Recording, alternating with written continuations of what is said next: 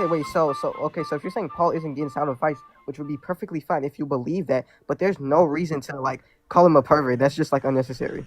Oh no, your God's more perverted than Paul. Like, okay, well, not like there's no reason to blaspheme, bro. Why is your God like obsessed with female virginity?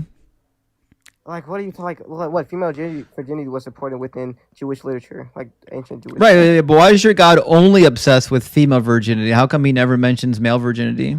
Well, because women will see that's property.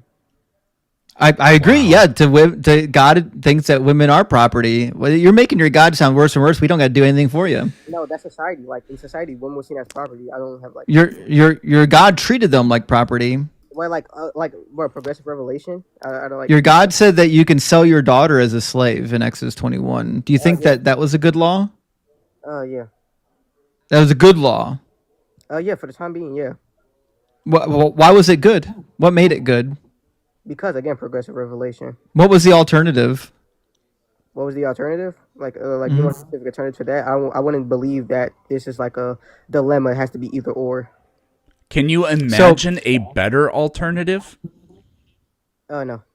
Really? You can't? You can't. This guy's sick. How would I personally imagine a better alternative? I never lived. That's crazy. I have no choice but to sell my daughter into slavery. This is actually really sad, man. So, like, I don't understand what you like. What this is wild. Wally, how old did you say you were again? I'm 19. He'll be 20. Does your mother know you? Does your mother know you get on the internet and do this? My mother died. Anyways, Wally, I think we covered about as much as we can cover. I know that like these are probably difficult discussions for you to have, and I think you.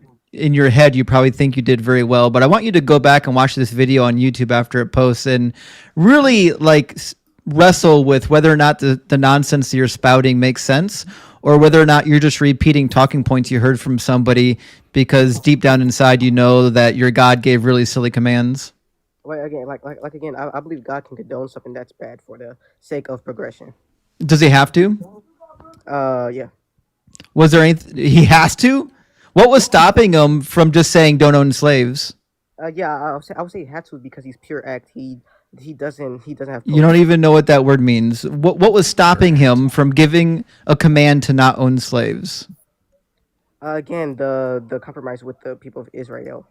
Wrong again. What was the thing that was preventing him from saying don't own slaves? The compromise with Israel. Wrong again. I'm not asking if he made a compromise. I'm asking why is there a reason why he could not say don't own slaves? Yeah, you're asking why. I'm saying because the people of Israel has a hardened heart. So what? Well, he said don't commit adultery. Why didn't he allow them? Why didn't he wean them off of adultery? I mean, he slowly did. What are you talking about? He didn't. He said if you commit adultery, you die. He said if you break the Sabbath, you die. Wait, are you asking for the punishment of the adultery? So what I'm trying to figure out is God said to follow the law forever, and he said if you follow certain laws, you die. If you follow other laws, you're fine. You can do it. So you're coming up here and you're using this garbage idea that God used progressive revelation when the God of the Old Testament doesn't say that. He says follow the law forever. Now, even if you do believe in progressive revelation, that's a bullshit excuse because God could have said, hey, you guys were slaves in Egypt. You didn't like it. Therefore, treat them like they're not slaves. Treat them like they're hired laborers. Would they have understood that? No, because their hearts were hardened. Wrong again, because in Leviticus 25, he literally tells the Israelites not to treat their own brethren like that. Yeah. So they have enough understanding to know that you don't treat some people that way. And then God said, but you can treat other people this way. So cognitively speaking, they understood the concept. They understood that you can treat people not as slaves. Well, so why would God then say you can own these other people as slaves? Yeah, again, because they were not their brethren. So what?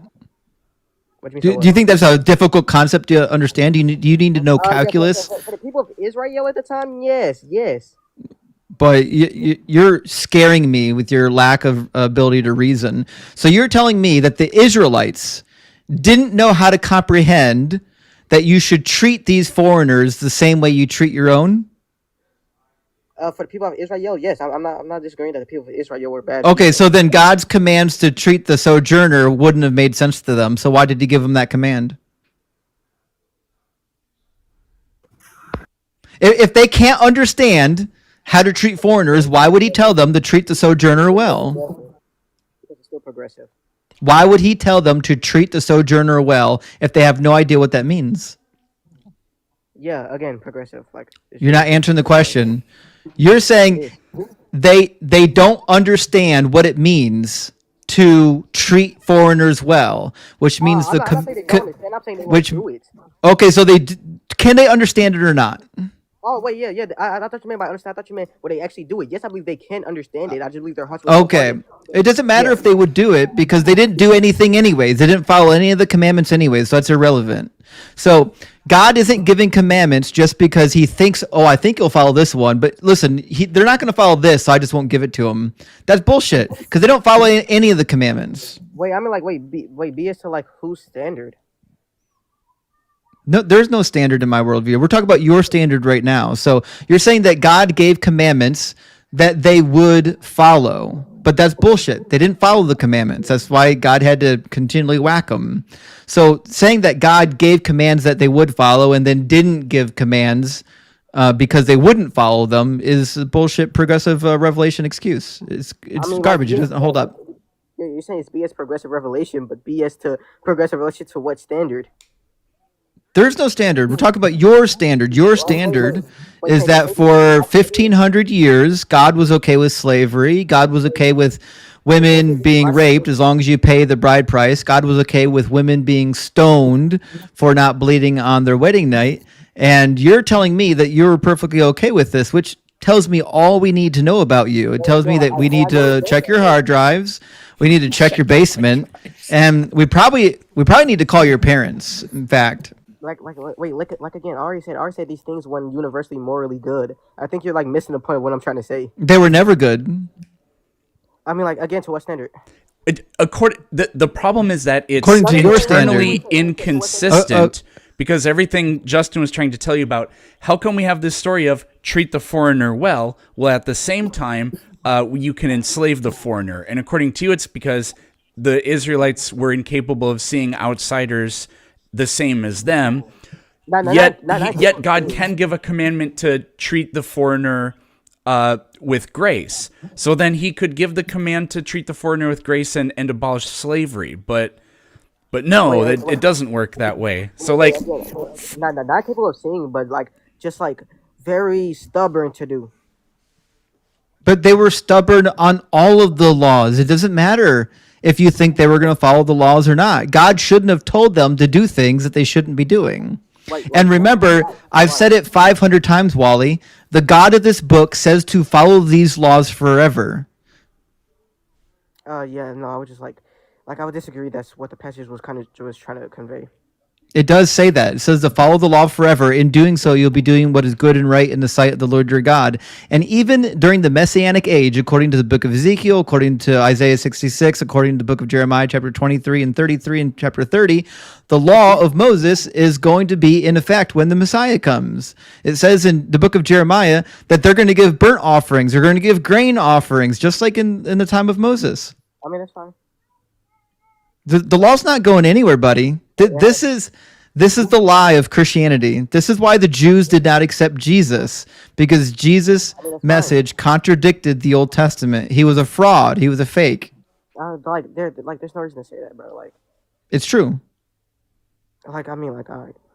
He didn't even know how to read Hebrew. Every time he read the Old Testament, he got it wrong. Well, I mean, like he would adhere to the Septuagint. I know, because he couldn't read Hebrew. The Bible in the Old Testament was written in Hebrew, not Greek. He should have known how to read it in the original Hebrew. Wait, I'm confused of what the point you're trying to get at. My point is, Jesus, being God, couldn't read the original language that the Hebrew Bible was written in because he wasn't God, because he didn't know Hebrew, because he's probably fiction. Okay. You're smart enough to know that Jesus historically isn't fiction. I'm saying everything we know about Jesus appears to be fiction. Except for the fact he got crucified. Well, I believe there was a guy named Jesus who got crucified. Every word he ever spoke in the Gospels, I have no reason to believe he spoke those words. I mean, that's fine. I mean, that's fine. I'm not even gonna like argue that. All right. Well, listen, Wally, thanks for coming up.